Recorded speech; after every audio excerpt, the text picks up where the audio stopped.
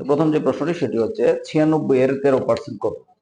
তো আমরা প্রথম ক্লাসে দেখেছি এই ধরনের প্রশ্ন উত্তর কিভাবে দিতে হয়। তাহলে এই দুটো সংখ্যা গুণ করব, আর যেহেতু পার্সেন্ট বলেছে 100 দ্বারা ভাগ করব।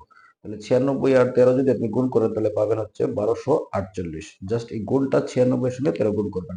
আর যেহেতু পার্সেন্ট তার মানে কি আমরা 100 দ্বারা ভাগ করব। 100 দ্বারা যখন ভাগ করব তখন 100 শূন্য কটি আছে? দুটি। তাহলে এই দুটি শূন্যের জন্য দুই ঘর বামে দশমিক চলে যাবে। তাহলে রেজাল্টটা চলে আসবে আমাদের 12.48। 12.48 হচ্ছে সঠিক উত্তর। 16.5 এর 1.3%। তো এখানে আমরা কি করব? এই দুটি সংখ্যা গুণ করব। তাহলে এখানে আপনি দশমিক বাদ দিয়ে গুণটা চিন্তা করবেন। তার মানে 165 গুণ হচ্ছে 13। 165 আর 13 যদি আপনি গুণ করেন তাহলে পাবেন হচ্ছে 2145, মানে 2145 হবে এটার ফলটা। তখন আপনি দেখেন এই যে গুণ্য এবং গুণকে এক গড় করে দশমিক আছে, তাহলে গুণ ফলে দশমিকটা দুই গড় বামে চলে আসবে। এবং এখানে কি বলা হয়েছে? তার পার্সেন্ট। তার মানে কি আপনি আবার 100 দ্বারা ভাগ করবেন। তাহলে 100 দ্বারা যখন ভাগ করবেন এই দুই শূন্যের জন্য দশমিকটা কি হবে? আরো দুই গড় বামে চলে আসবে। তাহলে দশমিকটা চলে আসবে সর্বশেষ 2 এর পূর্বে, তাই না? তাহলে রেজাল্টটা চলে আসবে কি আপনার 0.2145। তাহলে 0.2145 এটি হচ্ছে সঠিক উত্তর। 450 এর 22%। তাহলে এখানেও ঠিক আমরা পূর্বের মতোই কাজ করব। এই 450 এর সঙ্গে আমরা 22 গুণ করতে পারি, অথবা আপনি যদি পার্সেন্ট আছে তার মানে কি এখানে 100 নিচে চলে আসবে, তাহলে একটা শূন্য কেটে দিতে পারেন। তাহলে থাকবে কত? 10। তার মানে নিচে থাকবে হচ্ছে, পরে থাকবে হচ্ছে 10। আর এই 45 আর 22 যদি আপনি গুণ করেন তাহলে পাবেন হচ্ছে 990। তারপরে এই 10 এর শূন্য আর এই শূন্য কেটে দেন, তাহলে রেজাল্ট থাকবে হচ্ছে 99। তাহলে এটি হচ্ছে সঠিক উত্তর। 75 সংখ্যাটি কোন সংখ্যার? 75 সংখ্যাটি কোন সংখ্যার 25%? এটির আসলে খুবই শর্টকাটে করতে পারবেন, না হলে মানে ডিটেলটা আমি ব্যাখ্যা করছি। ধরেন আপনি এর সংক্ষেপটা কিভাবে করবেন। তাহলে যে বলা হচ্ছে যে 75 সংখ্যাটি কোন সংখ্যার 25%-এর সমান। তাহলে কোন একটা সংখ্যার 25%-এর মান হচ্ছে কত? 75। তাহলে এই 75 এর সঙ্গে আপনি 100 গুণ করবেন, 75 এর সঙ্গে 100 গুণ করবেন, এর সঙ্গে 100 গুণ করবেন, আর এই 25 দ্বারা ভাগ করে দিবেন। তারপরে আমি শর্টটা এটা বলছি, তারপরে ডিটেলটা বলছি। তাহলে এই 25 দ্বারা আপনি কাটেন 100 কে, তাহলে 4, আর 4 আর 75 যদি আপনি গুণ করেন তাহলে 4×75 কত আসতেছে আপনার? হচ্ছে 300। এটা হচ্ছে সঠিক উত্তর। এখন আমি ব্যাখ্যাটা বলছি।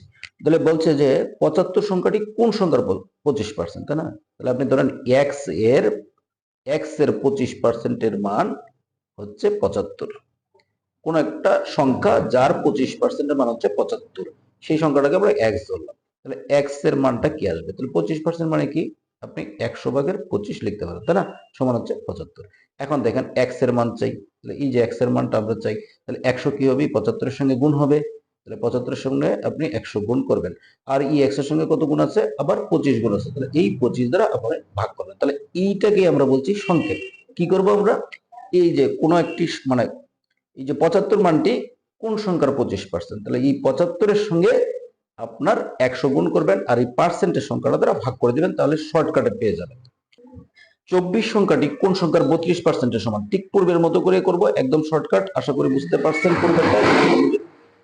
যদি পূর্বেরটা বুঝে থাকেন তাহলে এটিও করতে পারবেন। তাহলে 24 এর সঙ্গে কি করবেন? 100 গুণ করবেন। 24 গুণ 100, আর ভাগ করব কত দ্বারা? 32 দ্বারা।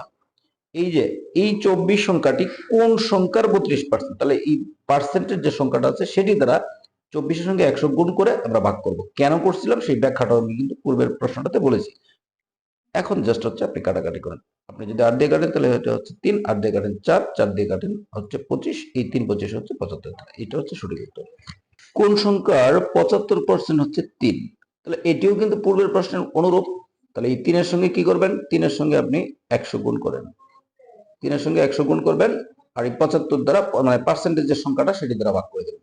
এই যে পার্সেন্টেজ সংখ্যাটা কত? 75, 75 দ্বারা আপনি ভাগ করবেন। তাহলে এই 3 এর সঙ্গে 100 গুণ করব। তাহলে আপনি যদি ওই 3 দ্বারা কাটি তাহলে এটা হচ্ছে 25, আবার 25 দিয়ে কাটেন তাহলে হচ্ছে 4। তাহলে সঠিক উত্তরটা হচ্ছে 4। 2/1 এর শতকরা কত 4/3 হবে?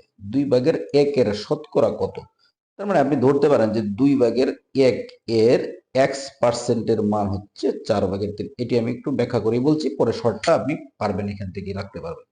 তাহলে 2/1 এর x% মান হচ্ছে 4/3। তো এখানে আমরা কি পাচ্ছি? এই যে 2/1 এর x% মানে কি? 100/x সমান হচ্ছে কত? 4/3, তাই তো? 4/3। এখন দেখেন এই লাইন রেখেই আপনি কিন্তু সমাধানটা করতে পারবেন। কি আমরা কার মান চাই? x এর মান চাই। তাহলে 100 দ্বারা কি এই পাশে গিয়ে গুণ হবে, তাহলে 100টা এই পাশে আপনি এনে গুণ করেন, তাহলে 100 গুণ হয়ে গেল, এই 100টা এখান থেকে চলে গেল, তাই না? আবার এই যে এখানে কি আছে 2/1, তাহলে এই দুইটাও কি করব আমরা, 2 যদি এই পাশে উভয় পাশে গুণ করে দিই তাহলে দুইটা এখানে চলে আসবে, তাহলে এই 2 এখানে চলে আসলো। তাহলে এখন যদি আপনি 4 দ্বারা কাটেন তাহলে এটা হচ্ছে 25, 25 দুগুণে 50 আর তার সঙ্গে 3 গুণ করেন তাহলে আসলো কত, 150। এই হচ্ছে 150%।